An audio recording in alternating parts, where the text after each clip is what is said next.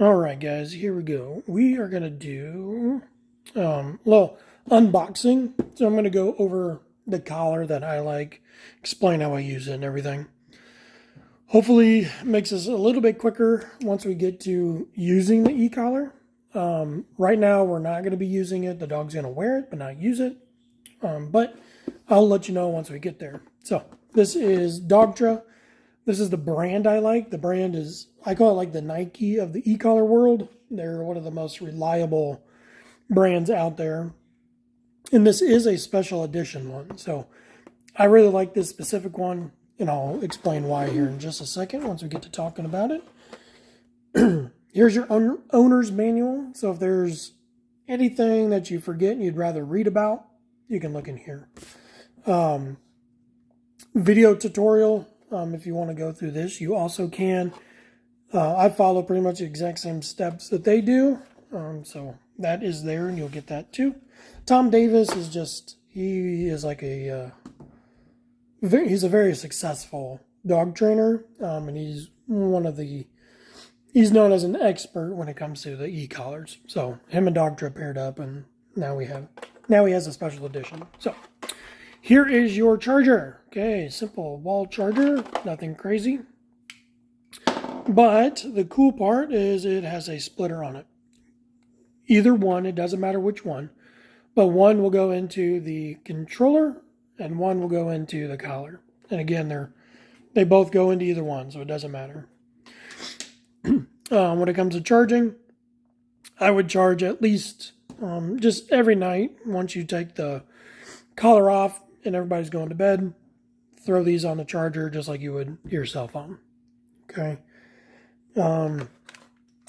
Talk about this here in just a second, but here is a belt clip. I will actually put this on for you, so you don't really need to know about it, but it's a belt clip that goes on here. So of course you can clip it to your belt, just like the name of it. And this here is a test, excuse me, sorry, a tester for your collar. So if you feel like it's not working, I will show it to you here in just a second, but if you feel like it's not working, you can put this on there and you can visually see that your charger is working. Now, here is the e-collar itself, okay? Pretty small unit. It's one of their smaller units. You got a bungee here, okay? So you're going to undo it, and then you're going to stick this whole thing around the dog's head, stretch as necessary, get around their head, and then you're going to tighten it down to where it's snug. You pull this part down, and then make sure this white part is pushed down so that the bungee itself, it's not coming loose. Once you pull that down, it's tight and it won't come loose. All right. I like the bungee part because as the dog moves its head around and stuff, if their neck flexes, it'll stretch a little bit, and then go back to, depending on if they like turn their heads or stuff, it gives a little flexibility and it doesn't like choke them or anything. Turning it on, okay, you have a red dot here, and then on the back of the controller, you also have a red dot. Okay, you put those two together, and this green light will come on. Okay, green means it's on. This is going to flash every now and then. Green means you have a good battery on the collar. Orange is about half, and then red is dead. Okay. When you put this on the charger at night and wake up in the morning, it automatically turns off. So you will have to do that process every time to make sure it turns on before you put it on your dog. Highly recommend doing it before you put it on the dog because it becomes difficult once it's already on the dog. This piece right here, this is where the charger goes. So you got a little rubber plug here. Okay, and you take any end, either one of them, and you stick it in. Okay. If you look, it does not go all the way in. You will feel it stop, and then your light will come on once it's actually plugged in, and it'll be red for charging, and once it's solid green, it means it's fully charged. Okay. Take it out, and make sure you push this rubber piece all the way back in. Okay. This is now officially waterproof. Therefore, the dog can be in the rain, in the snow, jump in a creek, whatever it may be, you don't have to worry about it. I personally like to pull it all the way to the side here, and I'll show you once we fit it on the dog. Okay, but that is the collar. Super easy, super simple. Now, the controller. So let me turn it off. All right, we are officially off. Okay, everything is blank, but we're going to start here with the orange button. Actually, let's start with the charging.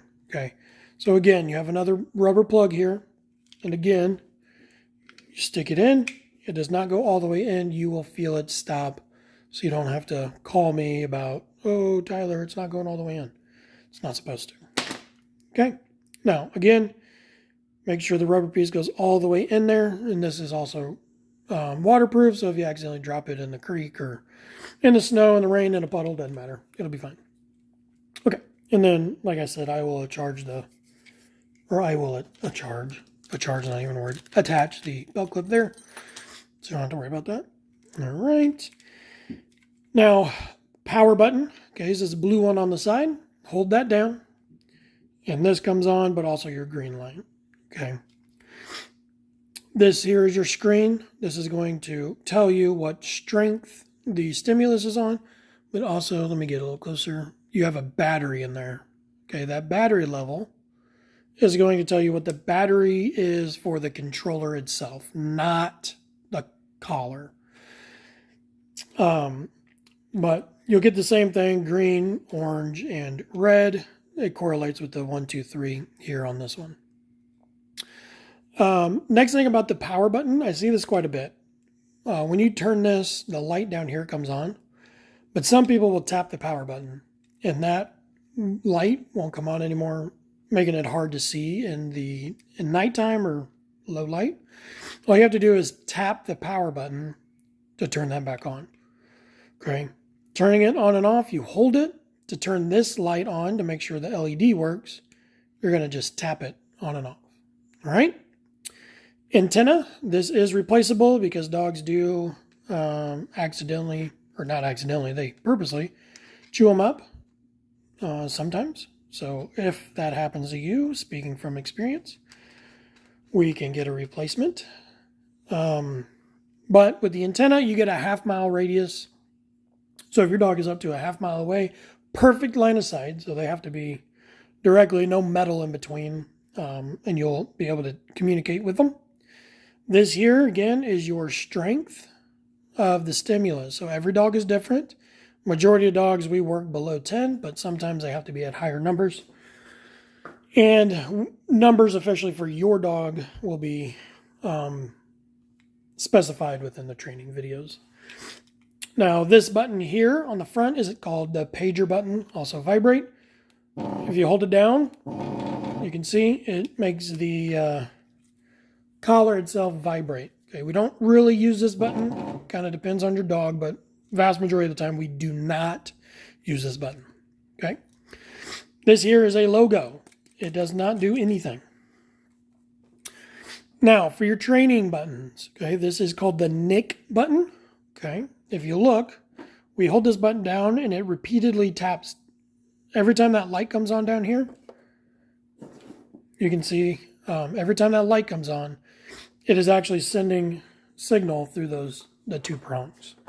Okay, this button here we use as a boost. Okay, you hold it down and this gives you continuous flow, but we can adjust the boost and I can talk about that once we get into training.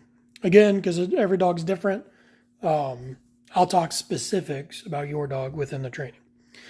Now, that is the unboxing and kind of the general layout of all the stuff. If you have questions, let me know.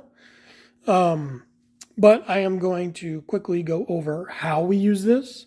Okay, once you get this on the dog, like we don't worry about that. Charging, we don't worry about that. Okay, but you may, well, we'll go over how to use it. So we'll figure out what your number is that we train your dog on. So let's just say it's a 7. Okay, this is set up to be in your right hand. Okay, index finger here, middle finger on the boost. Okay, or you can do thumb and index on the adjuster, middle and ring finger on the boost. whatever's comfortable, but try to get this fit and get used to adjusting the numbers. See if I can get it. There we go. And you can see that kind of hard to tell in the camera, but be able to just get used to turning this and everything in your right hand. Okay, so as far as we use it, let's say your dog's on a 7 as we train. We are going to hold down the nick button. So we're going to give the command and hold the nick button. So let's do down as an example. So it'll be down, and we're going to hold it. Let me bring this back in. Okay, and it's going to continue tapping. So again, we say down, tap, tap, and it keeps tapping as we hold this down. Once the dog lays down, we release it. Okay, and again, down, hold it. They lay down, release, yes, and then we reward them. Okay, boost, this will be for later down the road. I don't want to talk about that specifically in this video, but yeah, so that's really it. And that's going to be for all the commands. Place, hold it down. Once they complete it, we release. Down, hold it.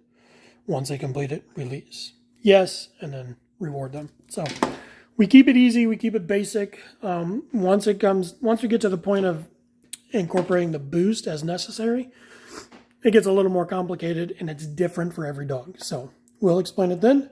But in the meantime, that is the unboxing and the quick how-to on the e-collar. Thank you.